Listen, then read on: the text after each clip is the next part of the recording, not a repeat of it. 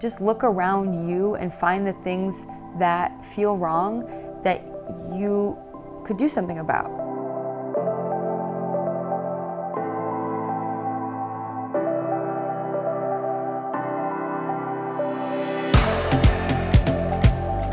My name's Michele Oberholtzer. I'm 32 years old, and my job is that I'm the director of the Tax Foreclosure Prevention Project for United Community Housing Coalition, which is a nonprofit here in Detroit.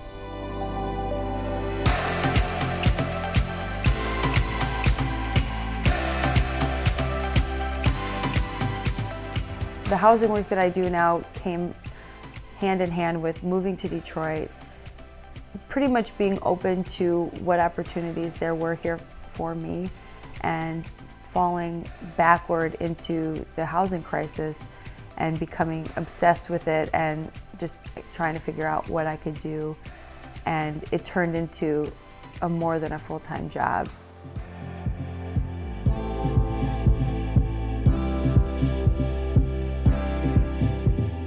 Tricycle Collective came before I ever worked in the capacity that I do now. So sort of the story of my relationship with property tax foreclosure is that I had this part-time job as a property surveyor, and we were visiting all the homes that were in tax foreclosure to collect information. We took a picture, we wrote down, is there a home on the property? Is it occupied? What's the condition of the home? And we did all that. And it was a somewhat superficial job, we're gathering info and on to the next.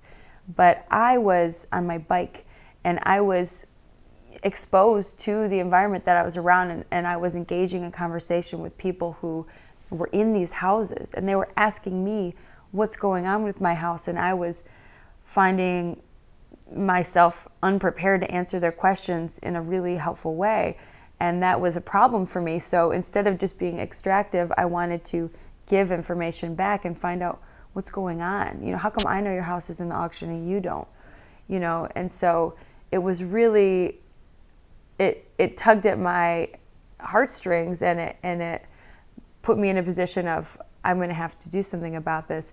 And I had just had my computer stolen out of my car, which is a thing that happens not too infrequently in Detroit. And my soccer team pooled their money together and bought me a new computer so that I could continue to have income, because I was using my computer for my work. And this was just a really amazing act of kindness that they gave to me. And then shortly after that, I'm doing this work in tax foreclosure, and I'm thinking, oh my gosh, these houses are about to go for sale. They might sell for less than my computer cost.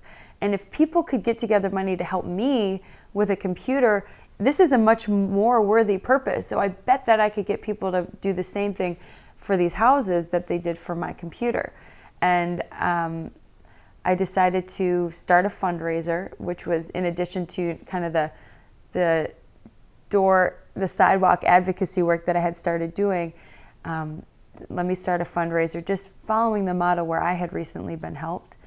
And there were 8,000 occupied homes in the auction that year. And so obviously that's far more than I had the capacity to influence. So I decided, if anything, I'm going to go to the ones that I had noticed that had tricycles in the front yard, because that was the sign, obviously, that a child lives there, and also a sign of the possible future that can happen if this family is assisted in staying in their home versus what we know happens with a lot of homes that do go in the auction. They become vacant permanently, and then God knows where the people go. So that was the priority that I could identify. And I had just really enjoyed noticing those houses that had those kids' toys in the front yard, so that was a natural place for me to go.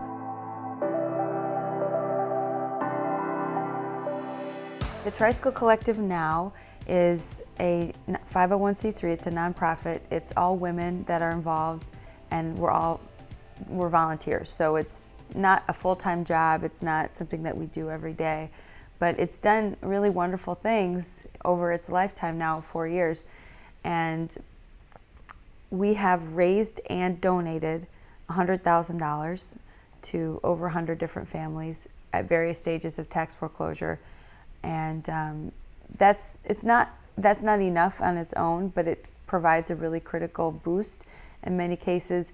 And then we've also been, it's not just information, it's also advocacy, or it's not just money, it's also advocacy and information. So we have created resources. There's something, part of what makes this tax foreclosure problem so frustrating is that it doesn't have to be this way. There are remedies that are available and people don't have access to them, or the information's not there, or there's these hurdles that people are having difficulty getting through. So one of them that we identified is called the Poverty Tax Exemption. So if you're a homeowner with low income, you don't have to pay your property taxes, but you have to apply for an exemption. So people are losing their homes for taxes that they could have had waived. And so that's an easy solution there if we can get the word out. So we've created resources and done trainings and participated with community groups to help make sure that they're assisting people in their neighborhood to get access to this thing that can help them keep their homes. I'm not on the inside, I'm just on the cover right here.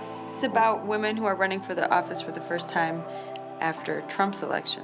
So I'm running for State House of Representatives, and it's the 4th District, which is part of Detroit and all of Hamtramck. So it's where I live and where I work together. One of my big questions in considering running for office is there any other job that I could possibly do that would have this much of an impact? And even if I get elected, that would still be a question. But the space that I'm in right now is campaigning, which is, the work that you do to get elected maybe. And it's so hard for me to take time away from my job where I feel purposeful, and it feels also urgent, and to put energy into this other thing, which I think yes, it has the capacity to do more, but the time scale is different, and I see the casualties of the housing crisis happening in the meantime, and it's just really, it's hard. It's a hard balance.